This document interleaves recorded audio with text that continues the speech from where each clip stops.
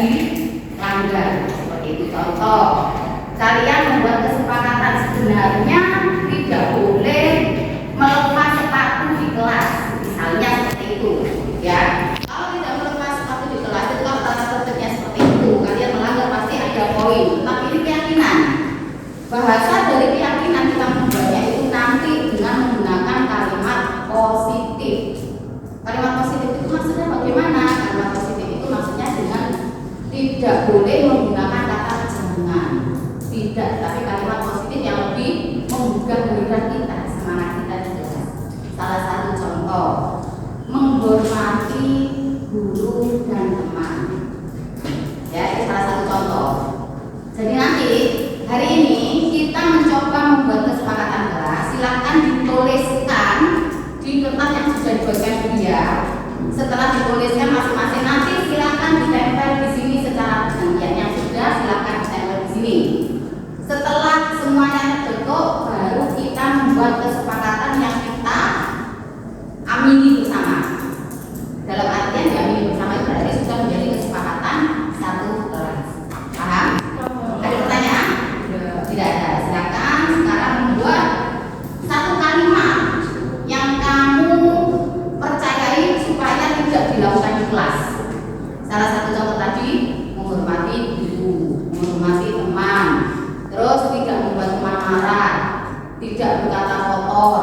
Itu kalimatnya tetapi kamu buat dalam kalimat positif. Berkata yang baik, sopan santun dengan duduk dan teman. Ya, ketika pembelajaran tidak makan dan minum, atau misalnya ya tepat waktu ketika datang ke kelas, misalnya seperti itu. Paham? Nah, silakan ditulis sesuai dengan apa yang diinginkan. Setelah itu tempel di sini. Kalau sudah selesai tempel di sebelah sini. Lebih boleh. Semakin banyak ide, nanti kita akan semakin bisa mengambil kesepakatan bersama.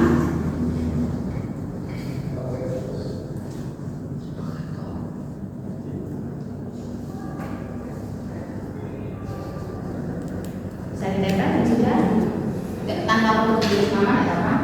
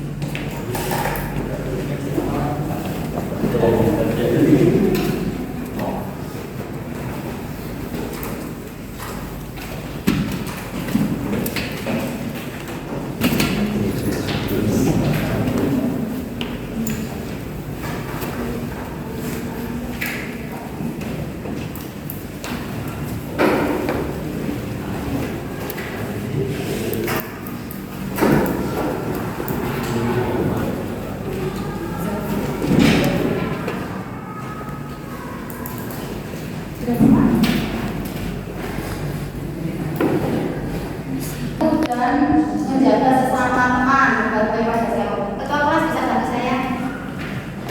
Nah, ayo sama kita sama-sama. Kira-kira sih besok ini semua nanti. Ini dijaga kebersihan kelas, juga sama pada tempatnya. Sama, oke. Menjaga semua, bisa? Nih, ya. Terus saling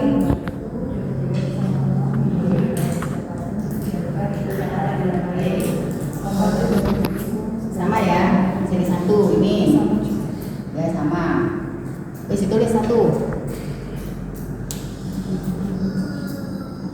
Saling membantu, bekerja sama dan bekerja sama.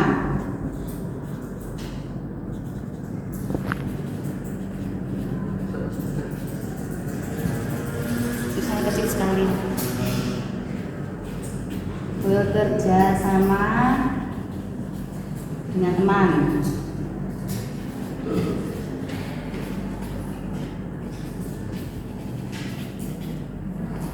Keyakinan kelas 10 berapa? 3. Oke. Yang pertama, saling membantu dan bekerja sama dengan teman. Bekerja sama ini jangan diartikan bekerja sama ketika ulangan, ya, tapi bekerja sama ketika kita mengalami kesulitan, bukan kesulitan ulangan juga, ya. Sepakat? Sepakat. Oke. Lalu yang kedua, menjaga kebersihan kelas, kerapian dan kedamaian. Sepakat? Menjaga kebersihan, kerapian dan kedamaian. Ini ya.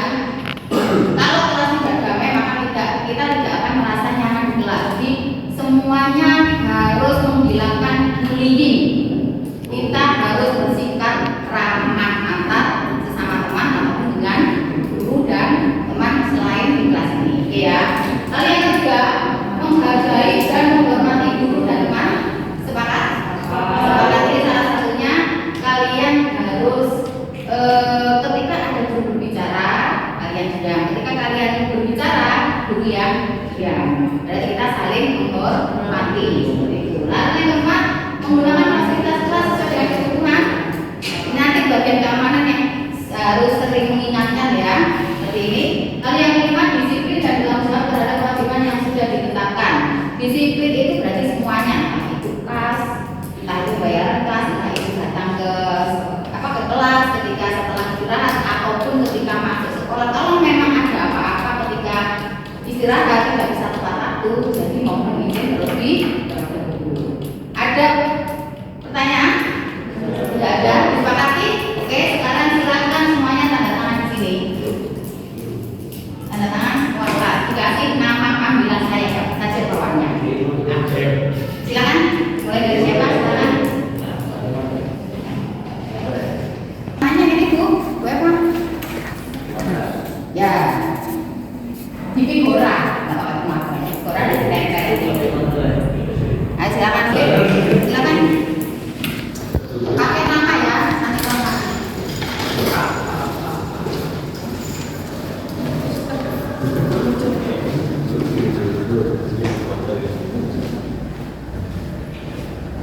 Terima kasih ya.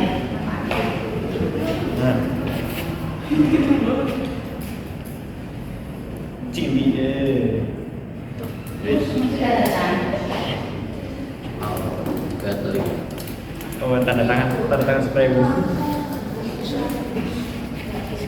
Ini ya. Berkas kalian Sumpah gitu. Sultan. Wes. Duh, tan, hoplo. Kele. Kita ya. Ini lho sing. Iki tak tutup sih iki. Sultan sing lho sapa sih Sultan iki? Sultan. Sultan.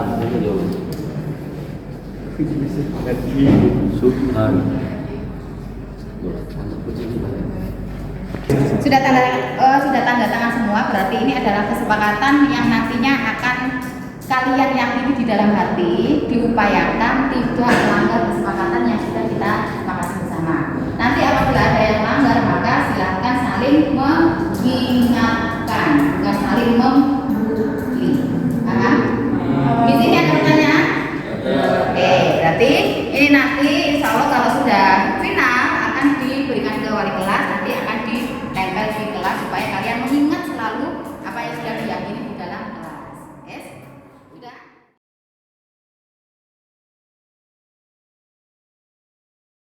Bismillahirrahmanirrahim. Semam satu. Semam satu. Semam satu. Oke. Menaati suatu aturan di sini dengan tujuan tertentu yakni kepatuhan ataupun takut adanya hukuman.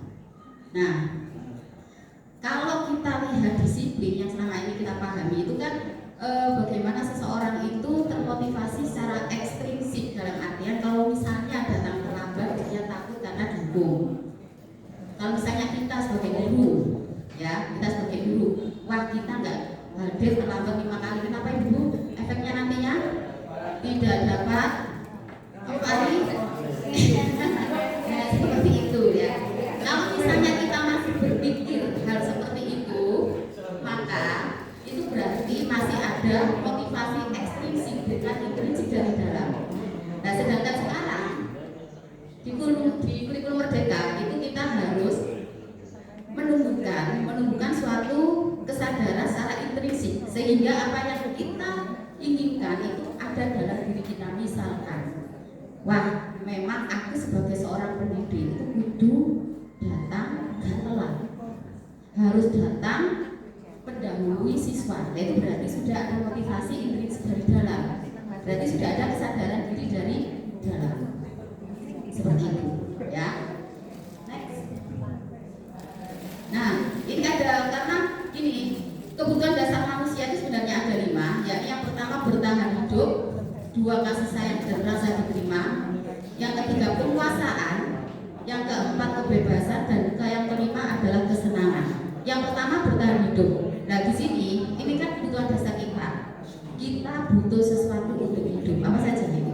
Kira-kira supaya kita hidup itu butuh apa? Makan. Selain makan, Air, udara, air, udara gitu. Makan, minum, tempat tinggal dan sebagainya. Lalu kalau kasih sayang, sekarang bayangkan, meskipun kita makan setiap hari, tapi kita tidak merasa disayangi. Kira-kira ya perasaan itu. Apakah kita merasa nyaman? Tidak nyaman. Ya seperti itu ya. Sama saja kalau di sekolah kita tidak disayangi murid kita tidak disayangi teman kita, maka kita merasa hidup kita tidak nyaman. Itu apa yang dikatakan oleh Bu Yulia bahwa kebutuhan dasar manusia selain 2 itu tadi ada penguasaan. Penguasaan itu adalah adanya pengakuan. Salah satunya ada pengakuan dari masyarakat misal ataupun lingkungan sekitar. Misalnya kita meskipun kita mohon maaf ya, kalau misalnya kita di suatu komunitas, di situ kita berkumpul dengan teman-teman kita, komunitas kita, namun di situ kita tidak dihormati, ya, kita tidak apa ya, dalam artian kita merasa, pastinya kita manusia kan merasa aku pengen dihormati. Bagaimana cara supaya kita dihormati? Kalau kita melakukan cara dengan hal-hal yang negatif, otomatis cara apapun itu kita lakukan. Tetapi kalau kita masih berpikir positif, maka kita akan melakukan hal-hal yang positif supaya kita mendapatkan pengakuan, kan seperti itu. Lalu yang keempat, adanya kebebasan. Nah, kebutuhan dasar manusia itu pasti butuh kebebasan, pasti. Peserta didik kita sebagai guru itu juga butuh kebebasan. Makanya ketika kita berbicara aturan di sekolah seperti ini, ya, kita hubungkan dalam kehidupan sehari-hari. Di kelas kalian tidak boleh makan, pasti ada anak-anak yang gelik-gelik makan. Ya, itu pasti, karena kebutuhan dasar manusia itu dia butuh kebebasan. Ada juga ketika kita mengajar di kelas, ya, ketika kerja kelompok, itu kan pasti ada siswa yang kadang lari ke sana, lari kemari, itu dia merasa tertekan. Itu memang kebutuhan dasar manusia. Lalu yang kelima, kesenangan. Ini pasti, ya. Selama beberapa hari kita bekerja, kita pasti butuh kesenangan. Kesenangan itu dalam pikiran kita berbeda-beda. Kalau misalkan saya, kesenangan saya makan, ya kemudian ya, makan misalnya makan setiap hari dengan makanan yang saya inginkan, itu kita sudah merasa senang. Ada yang berpikir bahwa kesenangan itu bisa healing. Nah, bisa ngopi bersama teman, itu wes cukup senang. Nah, itu kebebasan kesenangan. Jadi ada 5 kebutuhan dasar manusia yang nanti mendasari bagaimana kita bisa menyikapi disiplin positif. Next. Nah, ini yang memotivasi perilaku manusia. Ketika ada kebutuhan dasar manusia 5 itu tidak terpenuhi, maka muncullah perilaku manusia yang terkadang itu bisa digambarkan secara positif dan negatif. Nah, ini motivasi perilaku manusia. Yang pertama, menghindari ketidaknyamanan dan hukuman. Tadi yang sudah saya sampaikan, ketika siswa kita itu masih belum ada motivasi intrinsik, maka dia jatuhnya datang ke sekolah tanpa kesadaran, tapi dia takut untuk dihukum. Sama juga kita ya. Lalu yang kedua, mendapatkan imbalan. Contoh ini, aku kudu budal isu, kudu gak telat, soalnya aku ikut dikei guruku coklat. Nah, seperti itu. Itu berarti kan penghargaan. biasanya anak kecil itu kan senang dipuji, wah pinter kamu lah. Itu namanya masih belum ada kesadaran dari dalam atau intrinsik. Lalu misalkan aku kalau kompetisi ini ben aku untuk duit, nah seperti itu. Nah itu masih ada sedikit motivasi ekstrinsik, tapi belum ada intrinsik. Kecuali kalau misalnya kita menyampaikan, aku kepengen mengembangkan bakatku, kepengen melihat kemampuanku. Nah di situ baru ada unsur intrinsiknya. Sehingga ketika sudah ada unsur intrinsik dalamnya, ekstrinsik pasti didapat. Seperti itu ya. Lalu ya ini menghargai nilai kebajikan diri sendiri, ini yang paling kedudukan yang paling sudah tinggi di sini.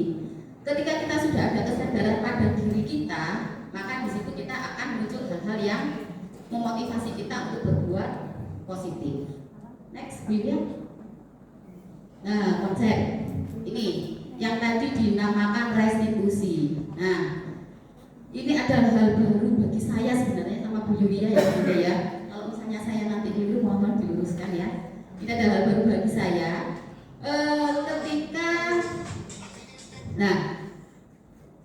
Ketika seorang siswa atau siapapun mendapatkan masalah itu pasti ada solusinya, penyelesaian. Nah ini dinamakan dengan restitusi, proses menciptakan kondisi bagi siswa untuk memperbaiki kesalahan mereka.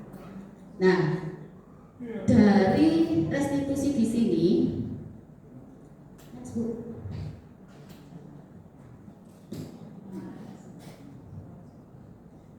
dari restitusi di sini kita harus tahu dulu bagaimana menyikapi permasalahan-permasalahan yang ada di kelas kita, baik itu di kelas kita ataupun di sekeliling kita. Nah, ini sebelum kita ke restitusi ini saya jabarkan dulu ada beberapa ciri sebenarnya dari kita sendiri, ya dari kita sendiri sebagai seorang pendidik. Ada satu dia sebagai penghukum, ada satu dia sebagai apa sih Bu Yulia? Penghukum, kemudian ada teman, manajer, pemantau, untuk nanti ya.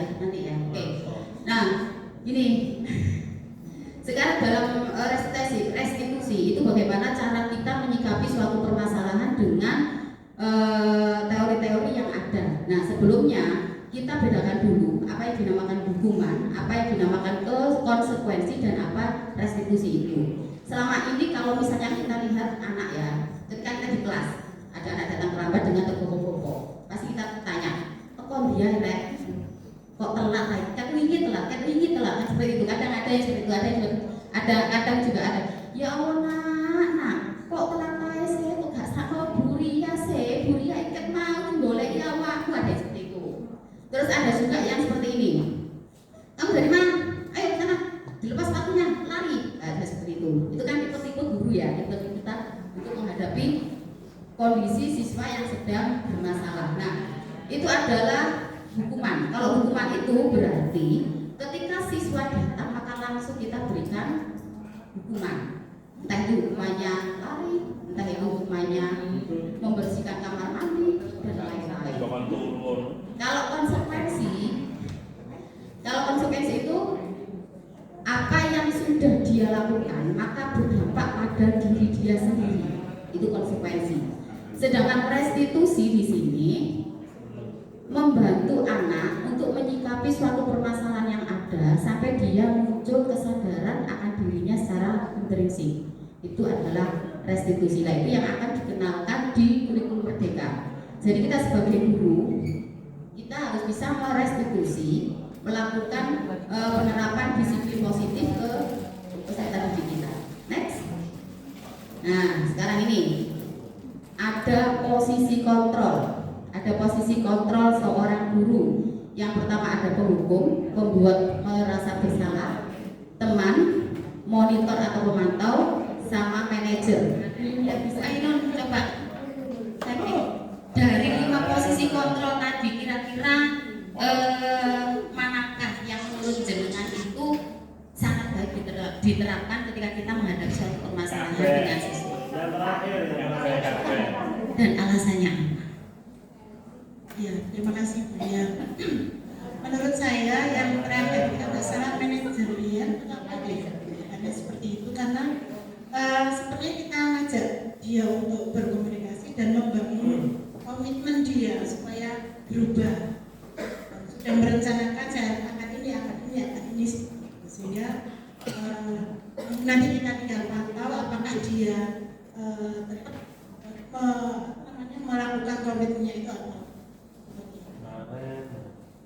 Oke, terima kasih. Beri aplaus dulu untuk Bu Ainun. Jadi posisi terbaik adalah sebagai manajer, karena di sini bagi Bu Ainun manajer itu bisa menggali penyebabnya dulu, baru bisa memberikan solusi dan bagaimana terbaiknya. Pak Anas, satu lagi Ale, monggo. Ya, kalau saya lebih suka ke yang posisi ketiga, teman Bu. Ya, saya tahu kalau yang terakhir memang bagus, tapi kalau melihat situasi dan kondisi anak sekarang, kayaknya susah deh ya, kayak jalan seperti Naret tadi. Jadi maksudnya keyakinannya seperti apa, saya yakin mereka nggak paham. Jadi kita posisikan anak kita seperti teman kita sendiri, dan insya Allah kayak tadi dia akan bersemangat untuk ya mesti bangun pagi dan sebagainya. Terima kasih. Oke, kasih aplaus untuk Pak Ali dan Pak Anas. Panas tadi belum ya, luar biasa jawabannya berbeda-beda. Ya, tadi Pak Ali menyampaikan bahwa posisi yang bagi dirinya paling pas itu adalah sebagai teman. Nah, kita perhatikan di sini.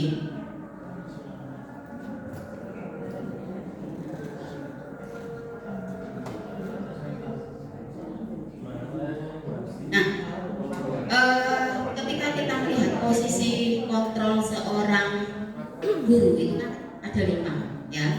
Jadi menurut teori yang kita pelajari di Merdeka Belajar, ketika kita memposisikan posisi kontrol kita sebagai seorang guru, kita harus bisa menggali kebutuhan dasar yang diinginkan atau yang belum terpenuhi oleh siswa kita. Sebenarnya seperti itu, tapi memang membutuhkan proses yang lumayan panjang. Kalau misalkan kasusnya kecil dalam artian ringan, maka kita bisa mengatasi sendiri. Tapi kalau sudah kasus yang berat, itu berbeda lagi, seperti itu ya. Jadi gini Bapak Ibu, ketika posisi kontrol itu kita terapkan, kan ada 5, itu akan ada dampaknya, ya, akan ada dampak yang ditimbulkan dari apa yang sudah kita lakukan sebagai seorang pendidik. Contoh, misalnya sebagai penghukum itu dampaknya nantinya seorang siswa itu akan mangkel. Misalnya kalau misalnya dia kebutuhan dasarnya tidak terpenuhi di sekolah, dia itu akan mangkel, sama gurunya bisa dendam. Awas yo, boleh banmu tak gumbosi, nah bisa saja seperti itu. Itu kalau penghukum. Yang lainnya juga ada ada dampaknya, ya. Seperti sebagai teman, itu nanti dampak yang ditimbulkan sebenarnya bagus juga cara seperti itu. Cuman dampak yang ditimbulkan, satu, motivasi diri belum terbangun. Lalu yang kedua, itu juga bisa jadi seorang anak itu tidak bisa membedakan antara teman dengan gurunya, karena seperti itu. Nah, dari 5 posisi kontrol itu yang memang diterapkan dalam kurikulum Merdeka itu diupayakan adalah posisi kontrol sebagai manajer. Seperti yang sudah kami jelaskan tadi, bahwa kebutuhan dasar manusia itu akan mempengaruhi kesadaran diri. Ketika kesadaran diri itu sudah terbangun, maka insya Allah anak-anak itu akan bisa melakukan dengan sendirinya. Kalau misalnya sholat harus sangobrai, terus misalnya wayedan harus melbu, misalnya kalau dia butuh makan ketika pembelajaran izin, nah seperti itu. Itu adalah kesadaran dari diri. Nah, untuk kesadaran diri itu pasti ada yang namanya keyakinan. Kalau di kelas itu keyakinan kelas, kalau misalnya di sekolah keyakinan sekolah, kalau misalnya di lingkungan kinerja maka itu namanya keyakinan kinerja. Sekarang aturan itu pelan-pelan dihilangkan istilah aturan, ya. Next. Nah, di sini Bu, mengapa keyakinan kelas, mengapa tidak peraturan? Nah, ada pertanyaan seperti ini. Sekarang kita lihat yang pertama, mengapa kita memiliki peraturan tentang penggunaan helm saat mengendarai sepeda motor? Aturan kan sudah ada, tapi selama ini ada yang kita tanya, gawe helm kok kecekel polisi. Berarti itu intinya dia belum ada kesadaran dari dalam dirinya sendiri. Tapi ketika kita memakai helm, harus memakai helm supaya apa? Supaya kita selamat, terlindungi. Nah seperti itu. Kemudian yang kedua, ada peraturan penggunaan masker.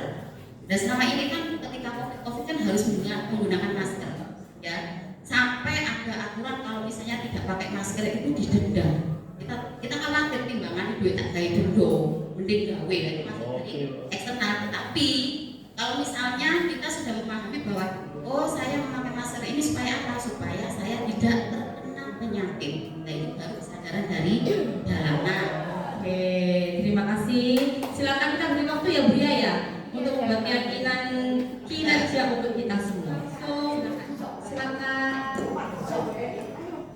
Silakan apa Bu Eni untuk yang pertama? Adalah di situ Bu. Bu tadi.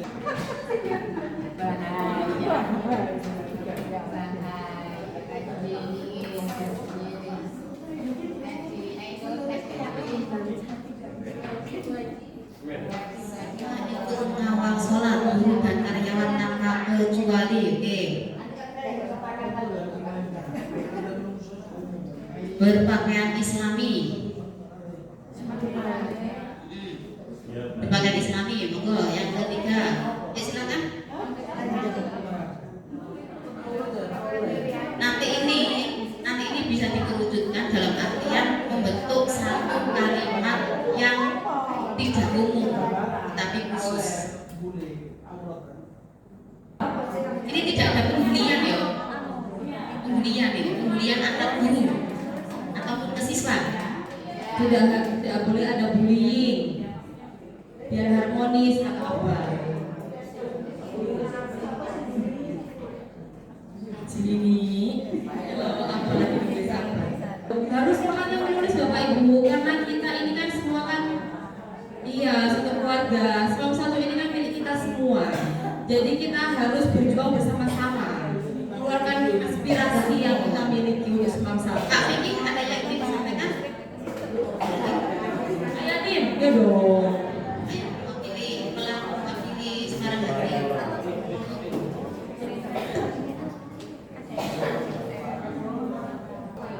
Berbicara dan bersikap sopan dan menyenangkan, tidak terlambat pada saat mengajar di kelas. Oh sama ya tadi ya dengan Bu Il ya. Oke, monggo Pak Vicky. Meniadakan jam kosong ditambah ya Bu Il ya. Jam kosong harap jadi Bu Il. Mungkin dari BK perwakilan monggo. Bahan positif semua ya.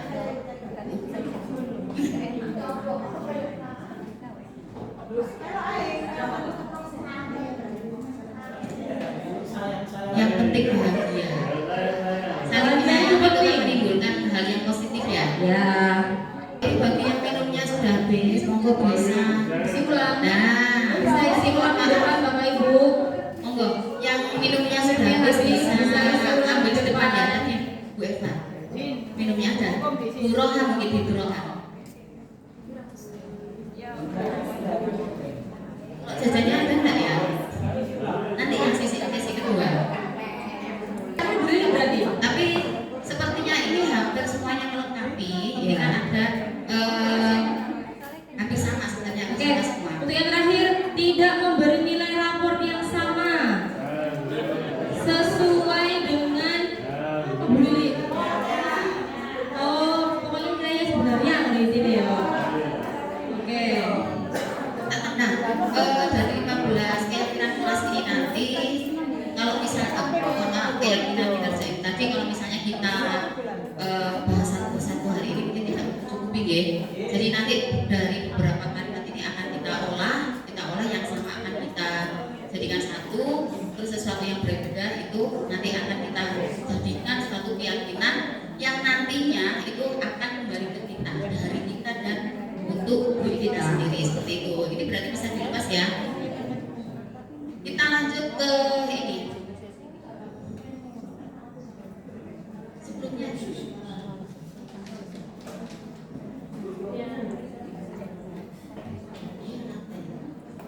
Nah, dari keyakinan yang sudah kita buat itu pastinya ada suatu permasalahan yang timbul.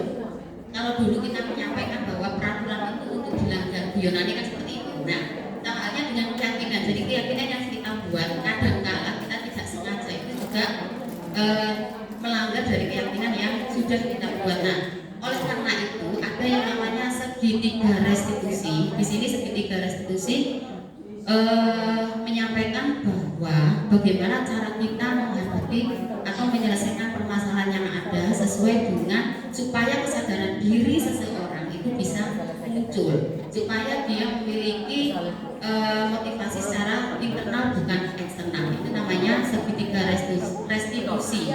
Nah, yang pertama ada menstabilkan identitas, yang kedua ada validasi tindakan, dan yang ketiga menayangkan keyakinan. Bu Yuli tadi ada videonya?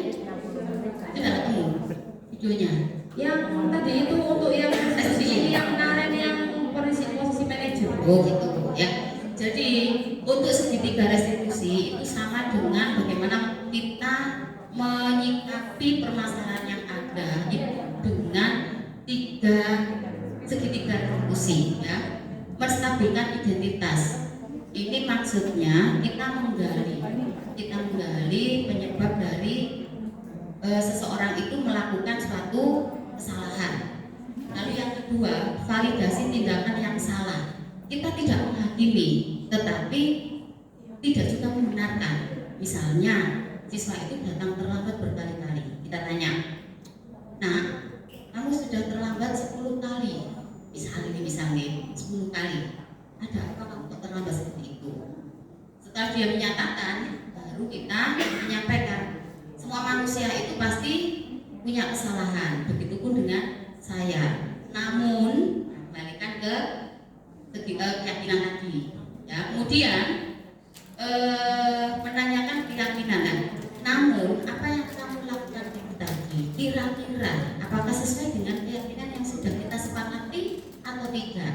Pasti si anak itu menjawab, ya Bu, tidak sesuai dengan keyakinan yang sudah kita sepakati. Nah, keyakinan yang bagian mana? Tidak terlambat datang ke sekolah atau datang ke sekolah tepat waktu. Nah, itu keyakinan yang sudah kamu langgar. Nah, sekarang kamu kira-kira menganggap keyakinan itu penting atau tidak? Sangat penting. Karena apa? Alasanmu menganggap keyakinan itu penting karena apa? Karena itu akan kembali ke diri saya sendiri. Misalnya seperti itu, ya. Setelah itu baru kita tanyakan, kalau kamu sudah melakukan kesalahan seperti itu, yang saya tanyakan, bersediakah kamu memperbaiki? Bersediakah kamu besok untuk tidak terlambat? Ya Bu, bersedia. Oleh karena itu, kira-kira apa yang akan kamu lakukan untuk memperbaiki kesalahanmu itu tadi? Nanti saya akan mencoba untuk alarm, terus dibangunkan tadi sama Bu Estu, dibangunkan tetangga, seperti itu ya Pak Estu ya. Nah, seperti itu ya, ada macam-macam solusinya. Kalau misalnya si anak tadi misalnya agak berat, apakah kamu bisa untuk memperbaiki kesalahan ulang? Itu kita gali lagi. Seperti itu ya Bu Yulia ya. Kita gali lagi, kira-kira solusi yang ditawarkan oleh anak itu apa? Nah, itu baru kita bisa menyampaikan solusi yang paling tepat. Seperti itu, nggih, Ibu-ibu? Sudah. Nah, Jadi Bapak Ibu, saya tambahkan sedikit tadi contoh dari materi kita masuk kepada segitiga restitusi. Nah, harapan kami itu nantinya apa yang kita dapatkan hari ini itu bisa diterapkan di kelas masing-masing. Kita sudah membuat keyakinan kinerja, ya. Kemudian nanti bagaimana cara membuat keyakinan kelas ya seperti ini tadi bisa diterapkan di kelas. Kalau misalnya kesiswaan itu bagaimana memandunya untuk membuat keyakinan sekolah. Kalau misalnya kita sebagai wali kelas itu keyakinan kelas, atau misalnya kita sebagai guru mata pelajaran itu juga namanya keyakinan guru mapel. Itu nanti kita buat sendiri-sendiri. Nah, panduannya seperti yang kita lakukan itu tadi. Nah, sekarang bagaimana cara menyikapi apabila keyakinan kelas itu tadi dilanggar? Itu namanya segitiga restitusi. Nah, sekarang kita mencoba untuk simulasi bareng 5 menit, Bu Yulia. Itu. Nah, coba.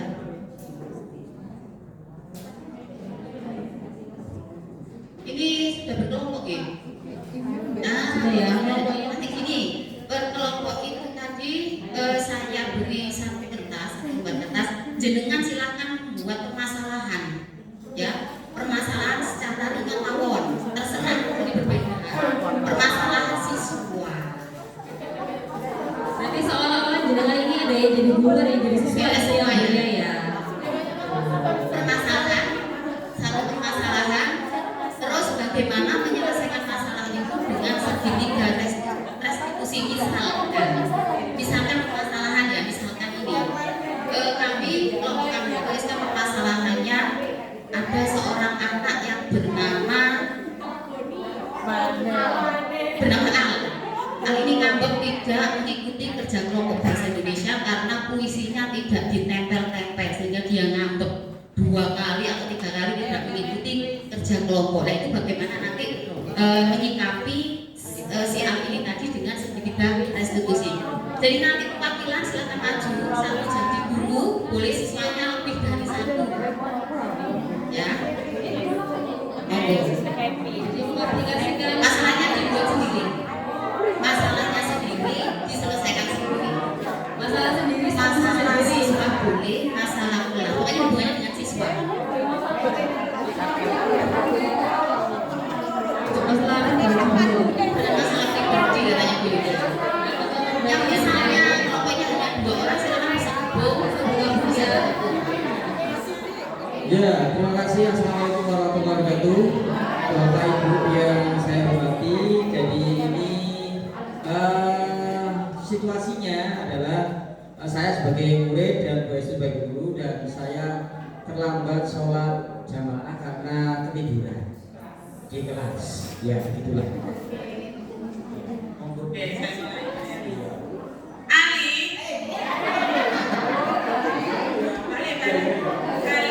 Kenapa kamu kok sampai ketiduran dan tidak ikut sholat berjamaah bersama teman-teman? Ya maaf Bu, tadi malam itu saya jaga ibu saya Bu. Saya sakit di rumah sakit. Oh ya Allah, Ali, semoga ibunya cepat sembuh ya. Tapi Ali, paham nggak keyakinan keras yang pernah kamu langgar? Iya Bu, saya paham Bu. Jadi kalau saya nggak ikut sholat berjamaah berarti ya saya telah melanggar aturan atau keyakinan yang telah kita semua buat Bu. Terus apa yang akan Ali lakukan supaya besok tidak terlambat sholat berjamaah lagi? Ya insya Allah saya akan lebih mengirit waktu saya Bu. Walaupun saya seumpama jaga ibu tetap tidur saya akan saya atur dengan baik. Tapi mungkin apabila saya masih ngantuk saya tak titip teman untuk bangunan saya ketika waktu sholat berjamaah. Bagus Ali atas solusinya. Semoga Ali bisa merawat ibu sampai sembuh dan tetap sekolah dengan tidak meninggalkan sholat Terima berjamaahnya. kasih banyak Ibu. Sama-sama Ali. Kelompoknya Ali luar biasa ya. Ini Ali ini terlambat untuk sholat. Ini kita belum masuk Ali ya, langsung simulasi dulu. Silakan kelompoknya mulai. Kelompoknya Win. Udah. Langsung saya tunjuk saja. Kelompok 2. Silakan, ayo silakan. Sepertinya ini dengan permasalahannya untuk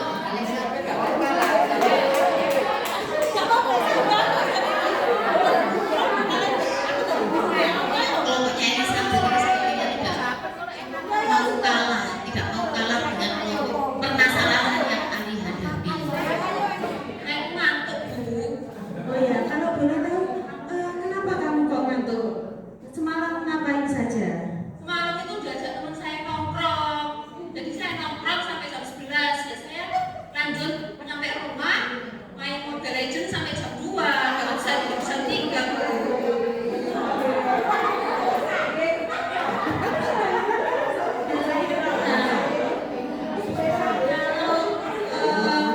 Kalau tidur di kelas itu, kalau sesuai dengan aturan sekolah atau keyakinan kelas itu, apakah termasuk perbuatan yang baik atau sangat baik atau buruk?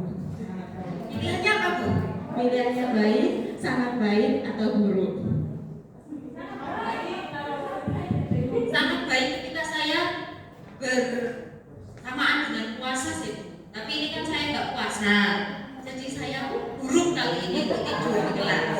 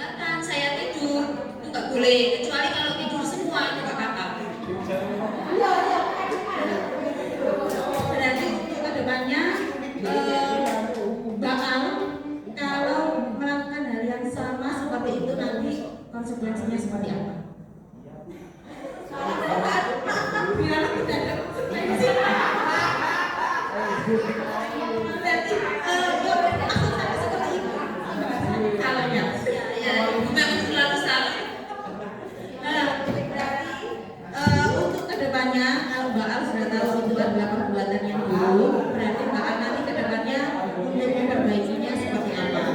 Yang pertama Bu, jam tangan saya ini kan mahal. Jadi ada alarmnya, jam tangan bakal ini ada alarmnya. Saya manage dari jam alarm saya. Kalau saya kebablas, ya saya minta tolong jenengan untuk bisa bangunin saya. Seperti itu.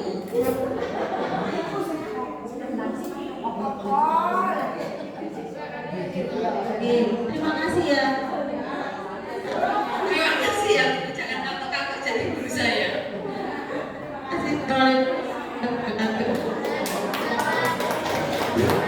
Waalaikumsalam warahmatullahi wabarakatuh. Assalamualaikum warahmatullahi wabarakatuh. Jadi situasinya adalah saya murid yang sangat nakal dan bandel, sudah pernah diberitahu tapi tetap mengulang hal seperti itu. Contoh telat sekolah, saya selalu telat sekolah, diberitahu sekali tetap telat sekolah dengan rambut acak-acakan dan pakaian yang tidak rapi. Seperti itu.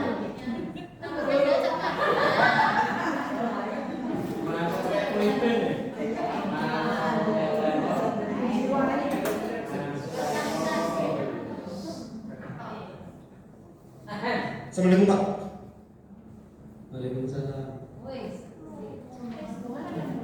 Kenapa terlambat? Kamu tahu gak itu terlambat? Oh enggak.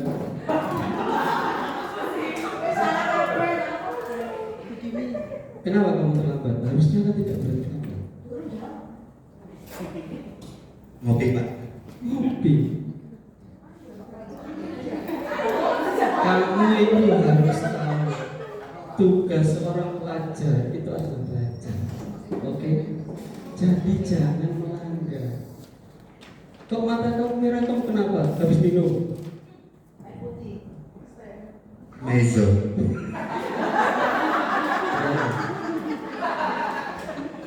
Tolong dijaga kesehatan. Kamu tahu kalau kamu melanggar, kamu sudah melanggar kesepakatan kita bersama. Yaitu adalah tidak boleh datang terlambat. Maka konsekuensinya kalau kamu terlambat, kamu akan berurusan dengan pihak siswa.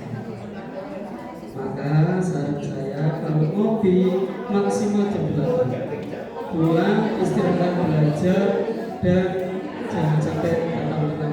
Mengerti? Bapak ibu saya tidak peduli. Meskipun bapak ibu kamu tidak peduli, insya Allah bapak ibu gurumu akan selalu peduli denganmu dan kehidupanmu.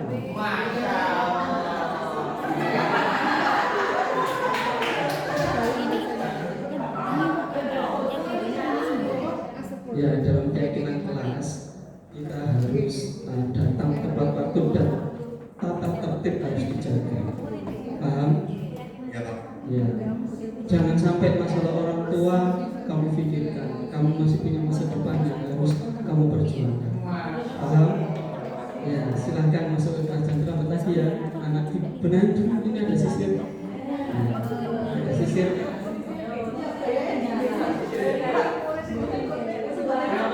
Ada sisirnya. Disisir dulu ya. Tapi biar nanti segera laku. Maaf tidak ada di sini. Ya rapi ya. Ya terima kasih juga. Masuk kelas ya. Lurus belok kanan. Baiklah, Bapak Ibu, tadi ada simulasi yang sungguh luar biasa ya.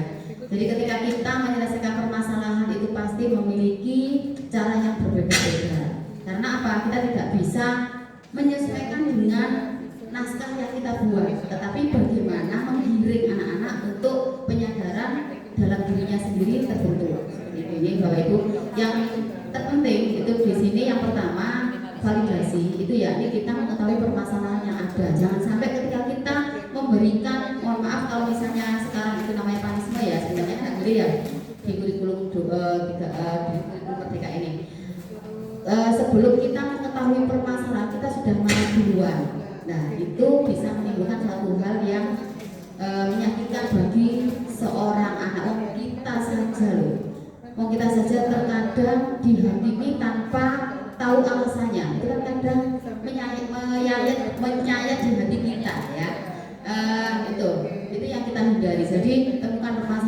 dulu, upayakan tahu permasalahan anak. Apabila anak itu tidak mau menyampaikan permasalahan, itu adakan pendekatan-pendekatan. Kalau misalnya kita tidak bisa pendekatan sendiri, maka bisa kita meminta bantuan teman yang lain untuk mengadakan pendekatan supaya mengetahui permasalahannya. Karena kita harus tahu kebutuhan anak itu yang tidak kita penuhi itu yang mana. Misalnya kebutuhan anak kesenangan, akan pengakuan dan sebagainya, itu yang perlu kita pahami terlebih dahulu. Lalu berikutnya yang kedua, setelah menggali kesalahan yang dia berbuat, yang kedua itu ada validasi tindakan. Nah, kita tidak boleh menghakimi seorang anak perbuatan itu salah, tetapi kita berusaha untuk bukan juga mendukung, tapi kita upayakan bahwa anak itu bisa terbuka untuk menyampaikan apa yang menjadi permasalahannya. Semua manusia itu pasti melakukan kesalahan, namun seperti ini ya. Lalu berikutnya yang terakhir yaitu menanyakan keyakinan. Hal itu dia memiliki kesadaran bahwa yang dia lakukan itu salah, muncul dari dirinya sendiri, itu yang paling penting. Sehingga ketika seorang anak itu sudah menyadari kesalahannya, maka dia akan melakukan solusi untuk dirinya sendiri, tapi tetap pendampingan dari kita, bukan dilepas. Seperti itu Bapak Ibu. Ini adalah materi terakhir. Saya ucapkan terima kasih atas waktu yang sudah disediakan, atas apa yang Bapak Ibu sudah lakukan untuk mengikuti kegiatan di hari pertama ini.